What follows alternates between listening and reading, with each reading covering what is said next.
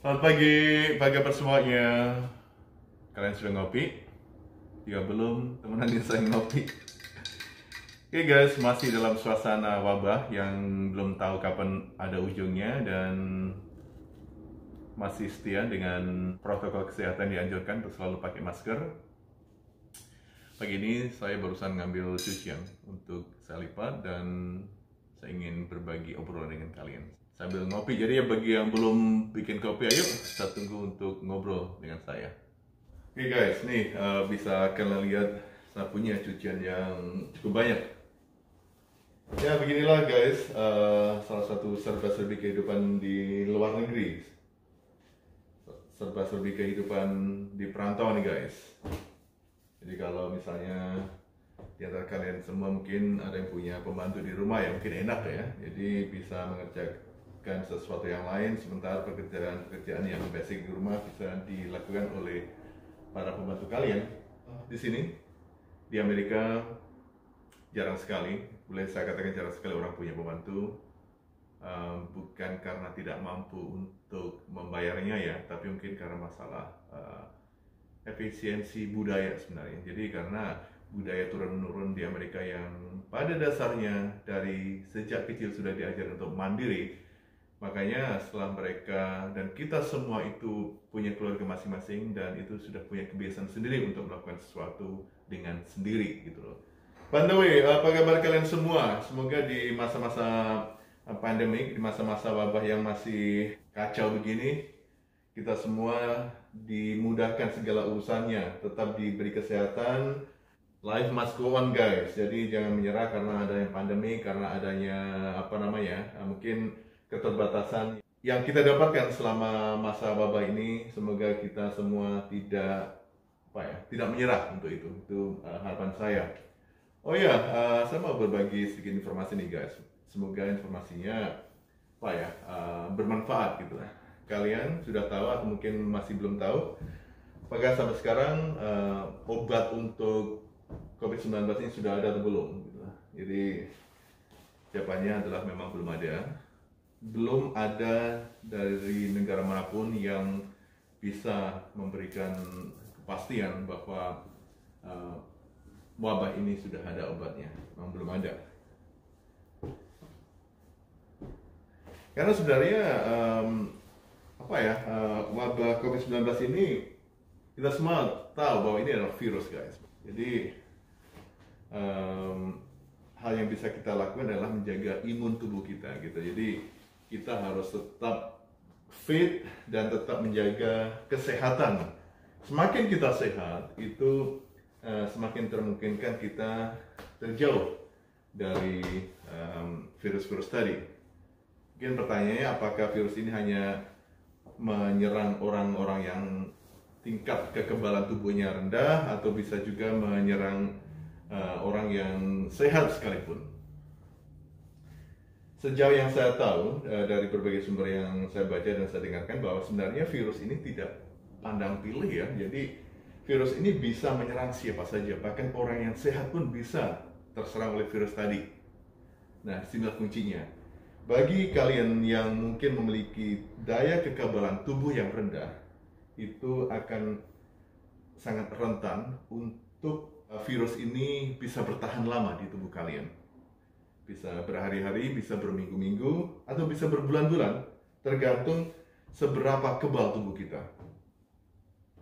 Nah, bagi mereka yang punya kekebalan tubuh yang tinggi karena mungkin melakukan aktivitas yang bagus ya, juga mungkin ditunjang oleh nutrisi makanan yang kita konsumsi, terutama protein yang bagus, itu juga termungkinkan untuk diserang oleh virus tadi. Tapi karena kita punya kekebalan tubuh yang sangat kuat, virus itu nanti nggak akan bertahan lama gitu. Jadi nggak akan kuat melawan imun yang kita miliki di tubuh kita sendiri gitu loh. Makanya anjuran dan saran saya bagi kalian semua untuk tetaplah rajin berolahraga, untuk tetap melakukan aktivitas secara fisik. Karena menurut studi yang saya dengar dan saya baca bahwa jenis virus ini akan lebih sering menyerang pada mereka-mereka yang tidak melakukan aktivitas fisik secara cukup, terutama mereka-mereka yang kerja di perkantoran atau mungkin mereka-mereka yang hanya tinggal di rumah tanpa melakukan jenis-jenis olahraga untuk menjaga kebugaran tubuh, dan itu sangat rentan bagi mereka untuk terserang virus ini dan bertahan di tubuh mereka lebih lama lagi. Wah, ini kayaknya saya malah ngebahas masalah virus nih guys. Tapi kali ini saya tidak ingin membahas panjang lebar masalah itu nih guys. Ada beberapa pertanyaan dari beberapa teman-teman itu menanyakan, Mas, kenapa di Amerika itu saya dengar tidak ada pembantu? Karena di episode video saya sebelumnya itu pernah saya mengulas bahwa jarang sekali memang pembantu di Amerika. Apakah mereka itu mahal? Apakah karena misalnya keluarga itu tidak mampu untuk membayar para pembantu rumah tangganya atau gimana? Sebenarnya tidak, tapi salah satu alasan utamanya adalah masalah tradisi, masalah budaya, kemandirian itu yang yang utama. Turun menurun bahwa di Amerika itu sistem mandiri itu sudah ditanamkan dari sejak kecil. Anak-anak itu sudah diajarin untuk bisa mandiri. Anak kecil itu jarang sekali kayak disuapin. Makanya mereka itu sudah bisa menggunakan akal mereka untuk melakukan aktivitas yang basic, misalnya untuk makan, untuk minum. Mereka itu sudah diajarin. Jarang sekali anak yang sudah bisa makan minum sendiri kemudian disuap itu jarang sekali Amerika gitu lah. Tapi kalau budaya di Indonesia kan ya mungkin bentuk kasih sayang orang tuanya kepada anak kecil. Jadi social sense of belonging itu sangat erat di Asia, terutama di Indonesia. Maka orang tua itu sudah terbiasa untuk nyiapin anak-anaknya.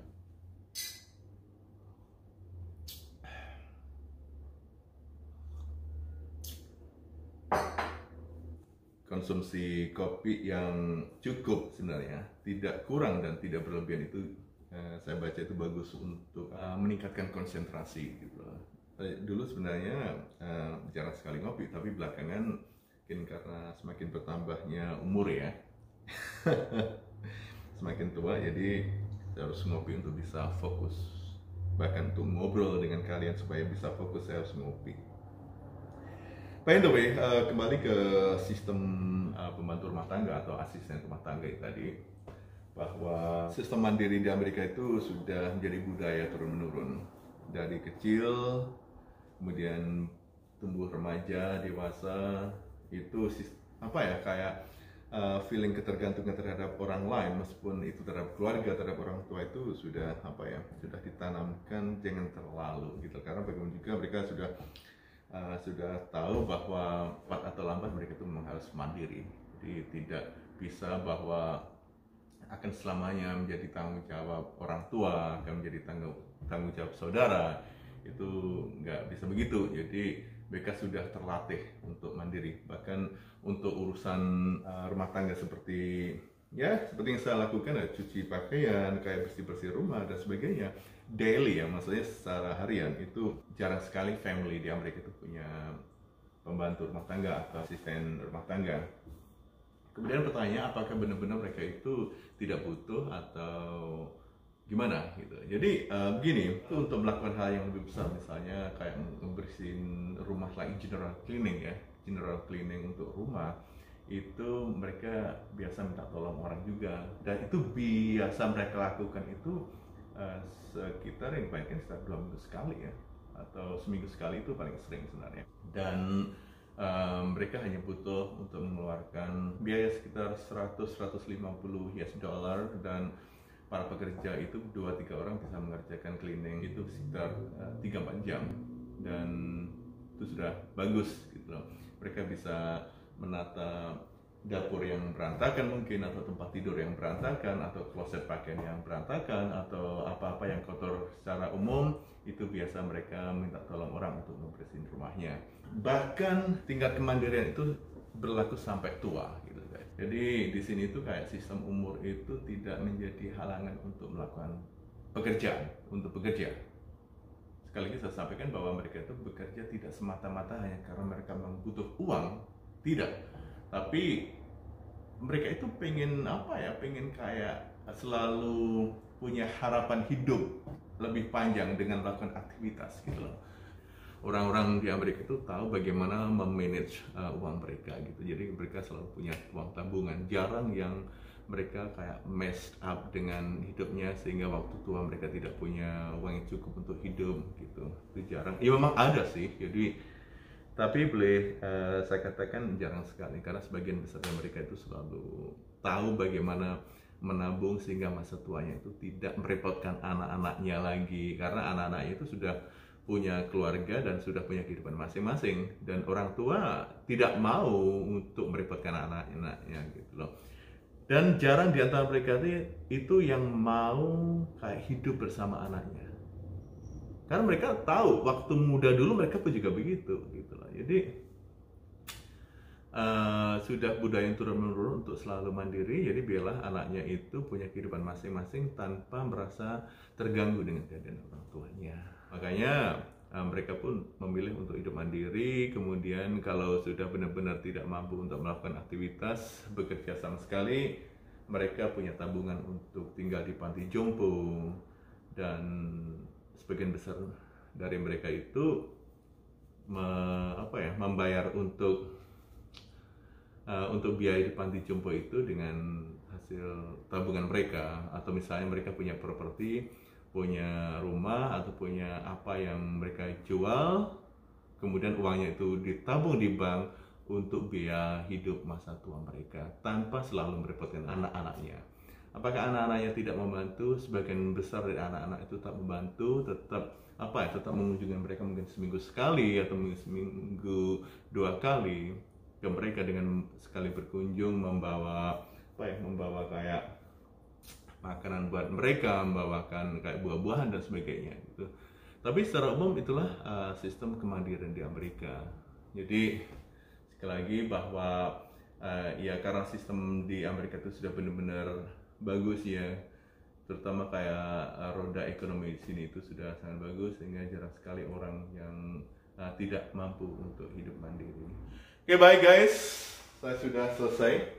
Ini saya sudah lipat-lipat selesai, dan saya kira gitu saja sharing obrolan pagi saya sambil minum kopi, sambil lipat-lipat baju. Semoga apa yang saya sampaikan itu ada kemanfaatan, meskipun tidak banyak. Harapkan tetap ada hal positif yang bisa kita pergi bersama. Lagi saya mau pergi ke Woodland untuk jalan-jalan. Nanti ada banyak hal yang ingin saya sharing juga kepada kalian. Untuk semuanya, terima kasih sudah mengikuti perjalanan obrolan saya pada kali ini sambil ngopi. Sekali lagi saya sampaikan, jaga kesehatan, jaga imun tubuh kita dengan melakukan aktivitas yang bagus secara fisik, olahraga atau gimana sih, senam kek atau gimana, atau melakukan aktivitas. Penting gerakkan tubuh kita, jangan membiarkan tubuh kita itu diam, karena tubuh kita itu memproduksi sistem kekebalan tubuh yang sangat bagus untuk melawan virus tadi. Kalau sistem imun kita itu rendah, yang kita rentan diserang virus, dan itu sangat berbahaya. Makanya kita harus berusaha dan kita harus fight back, usir virus itu dari tubuh kita. Guys, terima kasih sekali lagi. Jaga kesehatan, tetap belajar supaya kita semakin pintar, dan semoga pada kesempatan yang akan datang semakin banyak hal-hal yang bisa saya sharing. Semuanya, selamat beraktivitas, selamat berkarya, dan jangan pernah lelah untuk selalu berbagi kemanfaatan. Salam hangat dari Yusuf.